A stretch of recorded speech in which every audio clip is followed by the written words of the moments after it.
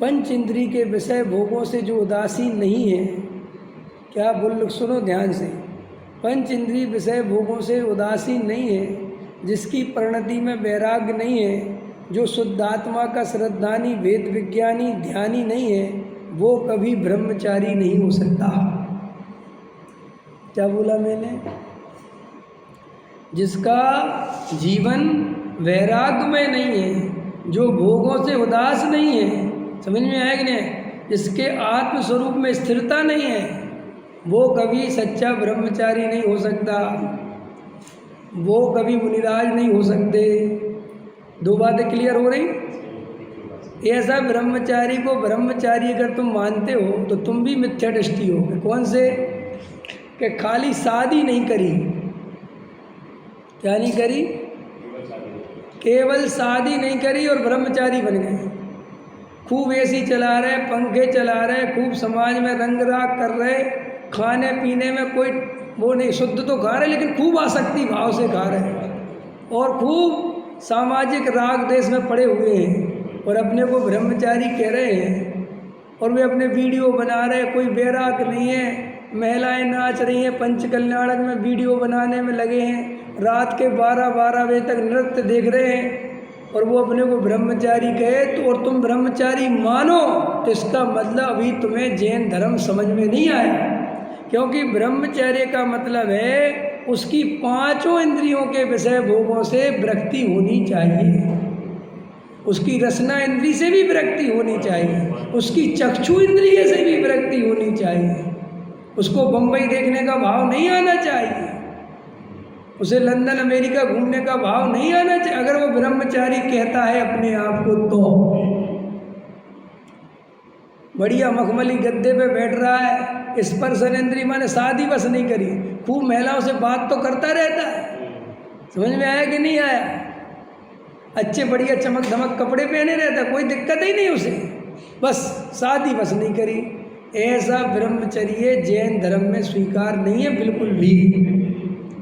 और ऐसा आदमी अपने को ब्रह्मचारी कहता है तो वो ब्रह्मचारी के योग्य नहीं है, वो भले ही कहे। और अगर तुम उसे मानते हो तो तुम्हें स्वरूप पता नहीं। अरे महाराज माने क्या, संत साधु मतलब क्या? जिसको समाज से, घर परिवार संयोग से सबसे वैराग आ गया, तब तो मुनिराज बन गए। जिन्हें कोई कसाय नहीं, कोई उनको गाली दे जाए, कोई उनका भला बुरा बोल जाए, उन पर कोई झूठा आरोप लगा दे, घर ते निकारे तन विदारे वेर जो ना तहाँ धरे, ये तो श्रावक की बात है। फिर मुनिराज कैसे होने चाहिए? लेकिन आज वर्तमान में ऐसे साधु हैं एक दूसरे से लड़ रहे हैं, उनने हमारे बारे में ऐसा बोला, हम उनको छोड़ेंगे नहीं। खुले मंचों से ऐसी घोषणाएं कर रहे हैं, ना भाषा समति का पता, ना वचन गुप्ती का, और अपने आप को साधु कहते हैं। और जनता उनको साधु मानती, तो जनता भी सोचे, वे भी सोचे, समझ में आई? तो ऐसे ब्रह्मचारी। अब पंडित पे आ जाओ, जो लोभी पंडित हो, क्या? हाँ, कल गुरुदेव श्री का भेजा था ना मैंने। जो पंडित पैसा लेता हो, लोभी पंडित हो, प्रवचन करने के पैसे लेता हो, समझ में आएगा? वो काय का पंडित, कैसा पंडित? गुरुदेव श्री ले रहे थे कि नहीं? उससे सुनना भी नहीं चाहिए, मना किया सीधा कि सुनना ही नहीं चाहिए। और अपन को पता है ये पंडित बहुत पैसे लेता है, लोभी प्रवृत्ति का है, फिर भी अपन उसको सुनते रहते हैं। तो इसका मतलब तुम वास्तव में टाइम पास कर रहे हो धर्म के नाम पर, तुम अंदर से गंभीर नहीं हो, तुम राजनीति कर रहे हो। क्योंकि ऐसी परिणति में राजनीति है। क्या अरविंद जी कि साहब ये पंडित सही नहीं, अरे अपना काम तो निकल जाएगा यार बोला, तो तुम तो राजनीतिक हो गए। तुम सदगुरुओं के वचनों को सुनने के लायक नहीं, तुम्हें सदगुरु वचन नहीं सुहा सकते।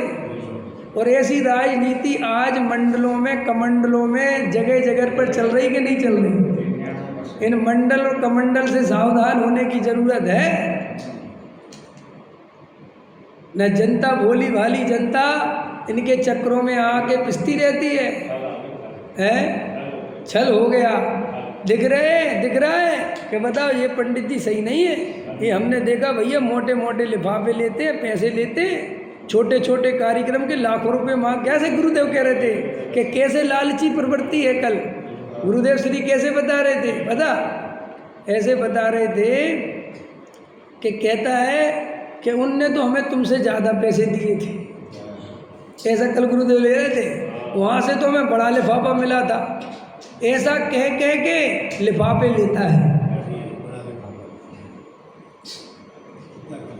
नहीं समझे? तुम्हारे विश्वास नगर वालों तो कुछ भी नहीं दिया, हम फला जगह गए थे वहाँ तो बहुत बड़ा मिला था। अथवा ऐसे घुमा फिरा के बात करता है कि नहीं समझ में आया। तो श्री गुरु कहते ऐसी मायाचारी और ऐसी लोभी प्रवृत्ति जिसकी हो वो गद्दी पे क्या बैठने लायक है, क्या वो प्रवचन सुनने लायक है और क्या वो करने लायक है? विचार करना चाहिए। ये हमारे तुम्हारी क्या बात है कि नहीं साहब ऐसा मत कहो, अपने भी कुछ लोग अपने लोग, ये क्या है? कई लोगों का फोन आता है मेरे पास, तुम ऐसा बोल देते हो लेकिन उसमें अपने लोग भी तो फंसते हैं। देखियो ये क्या पार्टी चल रही है यहाँ कि आप ऐसे राजनीतिक बयान मत दिया करो जो अपनी पार्टी पे आँच आ जाए। ये तो पार्टी हो गई भैया, ये तो बीजेपी कांग्रेस हो गई। ये तो अरे रे रे रे रे अरे रे रे रे नरक निगोद जाने से कोई नहीं बचा सकता। हाँ फिर मन निगोद में पार्टी बनाना अपनी, इकट्ठे हो जाना, जन्म मरण करते रहना। साहब ऐसे नहीं बोल, हम कठोर वचन नहीं बोल रहे, ये हम तो अभी सामान्य गृहस्थ हैं और तुम्हें हमारे कठोर वचन लगते हैं। इससे ज़्यादा कठोर वचन तो आचार्यों ने बोले जीवों को समझाने। हे दुरात्मन, क्या शब्द है? हे दुरात्मन, समझ में आया? तुझे समझ नहीं आती क्या? नरक निगोद ही जाना है क्या? वो सच बात पूछो तो वे उनके कठोर शब्द नहीं है, हमारे प्रति अत्यंत करुणा है। ऐसे ही मैं उन पंडितों के प्रति द्वेष नहीं जाहिर कर रहा हूँ, मैं तो ये बता रहा हूँ कि हम जिनवाणी कितने पास आए, समय सार पढ़ना पढ़ाना सीख गए, आत्मा की चर्चा करना सीख गए, वेद ज्ञान बताना सीख गए। तुम्हारे प्रवचन सुन के लोग बेचारे वैराग्य को उपलब्ध हो जाएं, ऐसी तुम चर्चा करना सीख गए। और तुम्हारे अंदर ऐसी लोभ कसाए, तुम्हारे अंदर ऐसी प्रवृत्ति, ऐसा छल, ऐसा मायाचार, तो तुझे तो बहुत पाप लगेगा। क्यों?